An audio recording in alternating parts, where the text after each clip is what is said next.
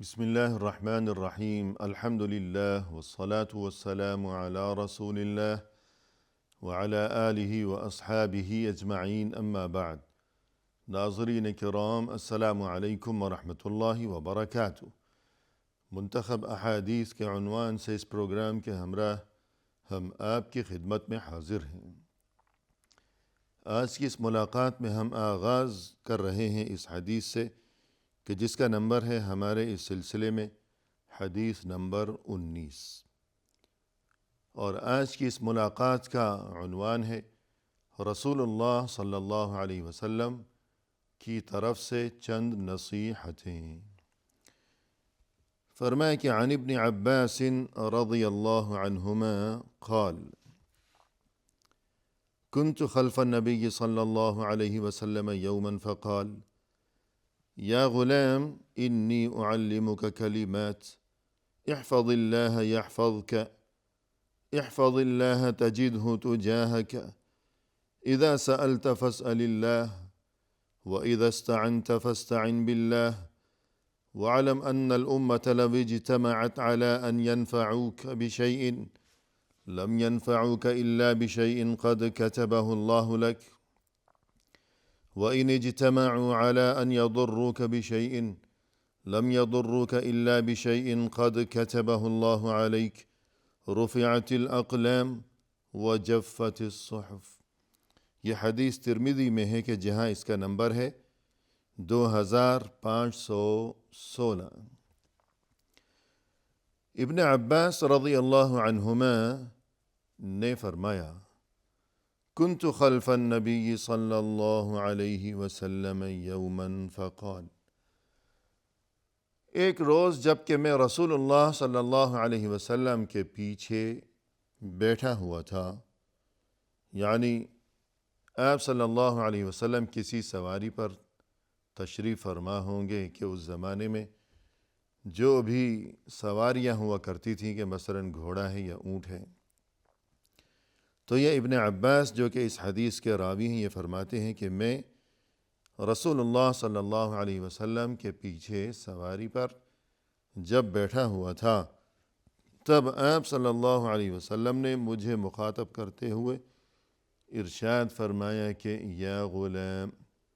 اے لڑکے، یعنی یہ ابن عباس رضی اللہ عنہما اس وقت بالکل نوعمر تھے، اور ہمیں یہ بات بھی معلوم ہونی چاہیے کہ حضرت عباس ابن عبد المطلب رضی اللہ عنہ جو کہ رسول اللہ صلی اللہ علیہ وسلم کے چچا تھے، تو یہ عبداللہ ان کے بیٹے تھے، عبداللہ ابن عباس، اور یہ بالکل کم عمر تھے۔ رسول اللہ صلی اللہ علیہ وسلم کی اس جہان فانی سے رحلت کا جب جاں گداز واقعہ پیش آیا تھا، اس وقت ابن عباس کی عمر صرف 15 برس تھی۔ آپ صلی اللہ علیہ وسلم کے انتقال کے وقت یہ ابن عباس صرف 15 سال کے تھے، بالکل نوعمر۔ تو ظاہر ہے کہ رسول اللہ صلی اللہ علیہ وسلم نے انہیں یہ جو قیمتی ترین نصیحتیں فرمائی ہیں، اور ان کے توسط سے گویا ہمیشہ کے لیے دنیا انسانیت کے لیے اور بالخصوص اپنی امت کے لیے یہ جو اہم ترین نصیحتیں ہیں، تو یہ جو واقعہ پیش آیا ہوگا، یعنی جب یہ رسول صلی اللہ علیہ وسلم کے ہمراہ سواری پر چلے جا رہے ہوں گے، تو رسول صلی اللہ علیہ وسلم کا جب انتقال ہوا کہ جب ابن عباس کی عمر صرف 15 سال تھی، تو ظاہر ہے کہ یہ واقعہ تو اس سے بہت پہلے کا بھی پیش آیا ہوگا، نہ یہ کہ انتقال کے موقع پر۔ تو جب انتقال کے موقع پر ان کی عمر صرف 15 سال تھی، تو جب یہ واقعہ پیش آیا تو اس وقت یہ اور بھی چھوٹے ہوں گے، تو اس لیے رسول اللہ صلی اللہ علیہ وسلم نے فرمایا کہ یا غلام، اے لڑکے۔ غلام اردو یا فارسی میں تو غلام کہتے ہیں غلام کو، کہ جو کہ غلام ہے کسی کا جو کوئی آزاد نہیں ہے بلکہ غلام ہے، لیکن عربی میں غلام کہا جاتا ہے نوعمر لڑکے کو، کہ جس طرح جاریہ کہا جاتا ہے نوعمر لڑکی کو۔ تو فرمایا کہ یا غلام انی اعلمک کلمات، اے لڑکے میں تمہیں چند باتیں سکھا رہا ہوں، میں تمہیں چند باتیں سکھا رہا ہوں،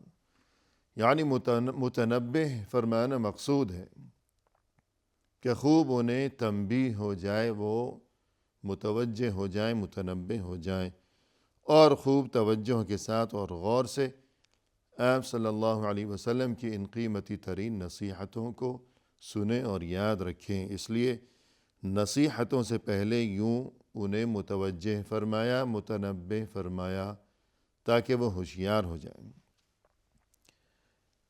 اس کے بعد نصیحتوں کا آغاز فرمایا آپ صلی اللہ علیہ وسلم نے۔ تو سب سے پہلی نصیحت یہ فرمائی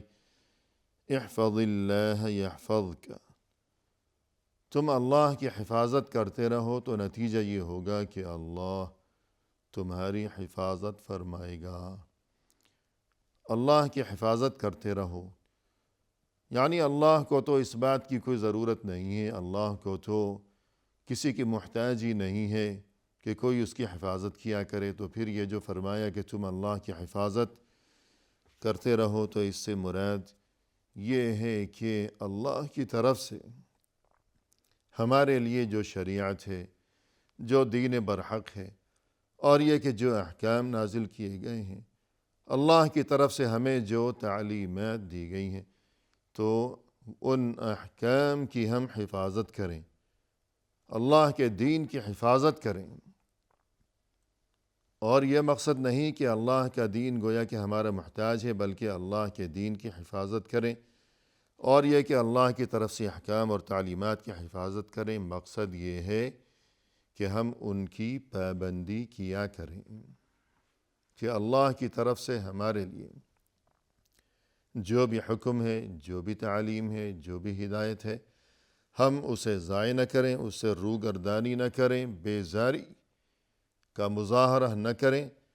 بلکہ خوب پابندی کے ساتھ اور ذوق و شوق کے ساتھ ہم اللہ کی طرف سے ہر حکم اور ہر تعلیم پر عمل کیا کریں، تعمیل کیا کریں۔ اور یہ جو فرمائے کہ احفظ اللہ یحفظک، کہ تم اللہ کے دین کی یا اللہ کی طرف سے جو احکام ہیں ان کی پابندی کرو، ان کی حفاظت کرو، تو نتیجہ یہ ہوگا کہ اللہ تمہاری حفاظت فرمائے گا۔ یعنی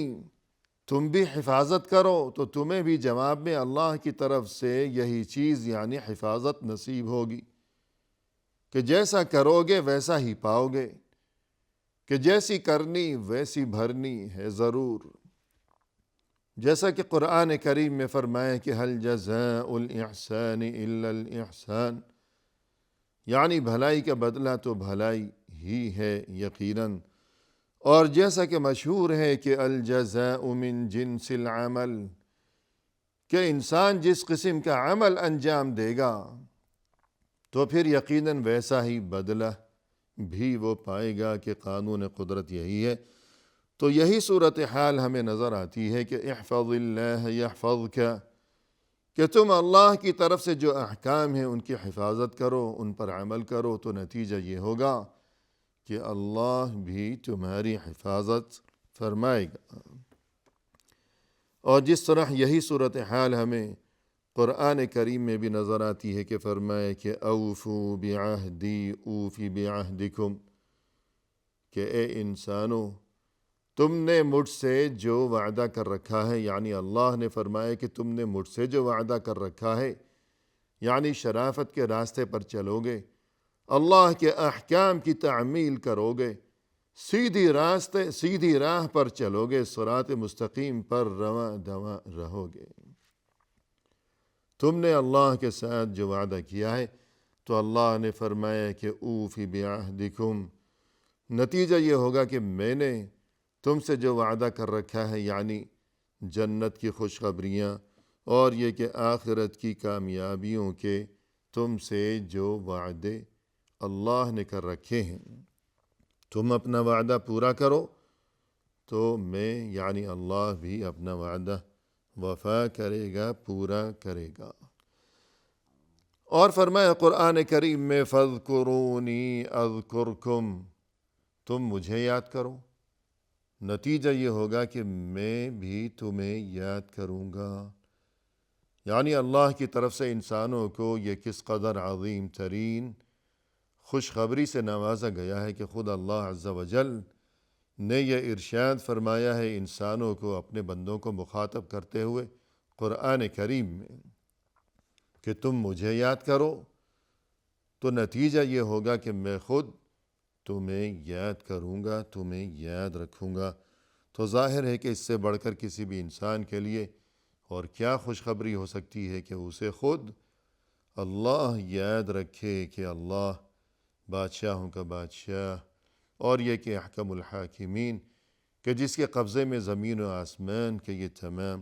خزانے ہیں، وہ خود جسے یاد کرے، تو یقیناً اس سے بڑھ کر اور کوئی خوش نصیبی نہیں ہو سکتی۔ اس حدیث میں رسول اللہ صلی اللہ علیہ وسلم نے یہ جو ارشاد فرمایا کہ احفظ اللہ یحفظک، تم اللہ کو یاد رکھ، تم اللہ کی حفاظت کرو، تو نتیجہ یہ ہوگا کہ اللہ تمہاری حفاظت فرمائے گا۔ تو اللہ کو یاد رکھنا، جیسا کہ ہم نے یہ تذکرہ کیا کہ اس سے مراد یہ ہے کہ اللہ کے احکام اور تعلیمات کی حفاظت کرنا، اور یہ کہ اللہ کے احکام کی حفاظت کرنا، انہیں یاد رکھنا، اس سے مراد یہ ہے کہ ان احکام کی تعمیل کرنا، ان کی پابندی کرتے رہنا ہمیشہ۔ تمام احکام، ہر قسم کے احکام، کہ جتنی بھی دینی تعلیمات ہیں اور جتنے بھی احکام ہیں شریعت میں، اللہ کی طرف سے نازل فرمودہ وہ احکام، اللہ کے رسول صلی اللہ علیہ وسلم کی طرف سے جاری فرمودہ وہ احکام، سبھی کی پابندی کرتے رہنا۔ ہاں البتہ بطور خاص کچھ احکام ایسے ہیں، کچھ تعلیمات ایسی ہیں اور کچھ اعمال ایسے ہیں کہ جب بات ہو رہی ہے حفاظت کی کہ احفظ اللہ، تم اللہ کی حفاظت کرتے رہو، یعنی اللہ نے تمہیں جو بھی احکام دیے ہیں ان پر عمل کرو، ان کی حفاظت کرو، روگردانی نہ کرو۔ تو بطور خاص چند اعمال ایسے ہیں کہ جن کے بارے میں حفاظت کا لفظ ہی وارد ہوا ہے، تو پھر ان کی حفاظت یعنی ان پر عمل اور ان کی پابندی کی ضرورت مزید بڑھی ہوئی ہے۔ مثلا سب سے پہلی چیز الطہارہ، یعنی طہارت، ہمیشہ پاکیزگی کا اہتمام کرنا، نجاست سے بچتے رہنا۔ فرمایا رسول اللہ صلی اللہ علیہ وسلم نے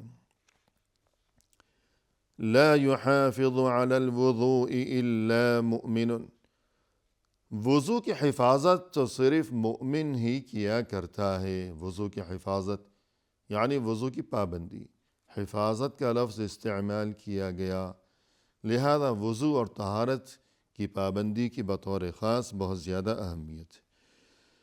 نماز کے بارے میں فرمایا قرآن کریم میں حافظوا علی الصلوات والصلاة الوسطی وقوموا للہ قانتین، نماز کی حفاظت کیا کرو یعنی پابندی کیا کرو، اور بطور خاص درمیانی نماز یعنی نماز عصر کہ اس کی پابندی کی مزید تاکید کی گئی ہے، کیونکہ نماز عصر کا وقت ایسا ہے کہ جس میں انسان سستی کا شکار ہوتا ہے کہ صبح سے وہ کام کاج کے لیے نکلا، پھر وہ دوپہر کے وقت تھکا ہارا گھر پہنچا، پھر یہ کہ کھانا کھایا تو اس کے بعد آرام، اور یہ کہ سستی اور غنودگی اس پر طاری ہونے لگتی ہے، لہذا نماز عصر کی بطور خاص تاکید کی گئی۔ اور اسی طرح فرمایا کہ والذین هم علی صلواتهم یحافظون، کہ وہ لوگ، وہ اللہ کے مقرب ترین اور محبوب ترین بندے جو نمازوں کی حفاظت کیا کرتے ہیں۔ رسول اللہ صلی اللہ علیہ وسلم نے فرمایا من حافظ علیہن کن لہ نورا وبرہانا ونجاتا یوم القیامہ،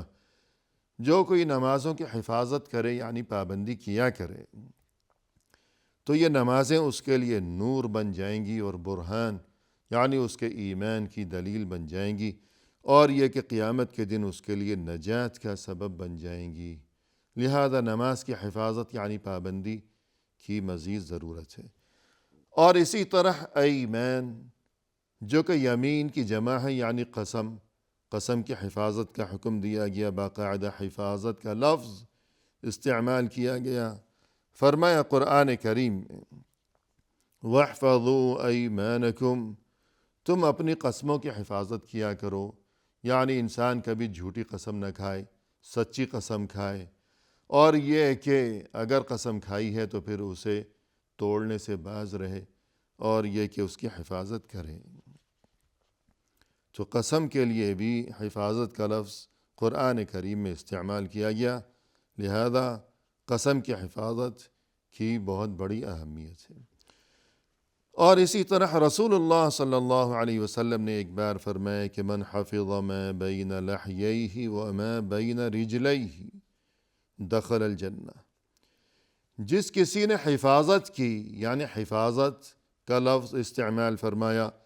جس کسی نے حفاظت کی اس چیز کی جو کہ اس کے دونوں جبڑوں کے درمیان میں ہے، یعنی زبان، اور اس چیز کی حفاظت کی کہ جو اس کی دونوں ٹانگوں کے درمیان ہے، یعنی اس کی شرمگاہ،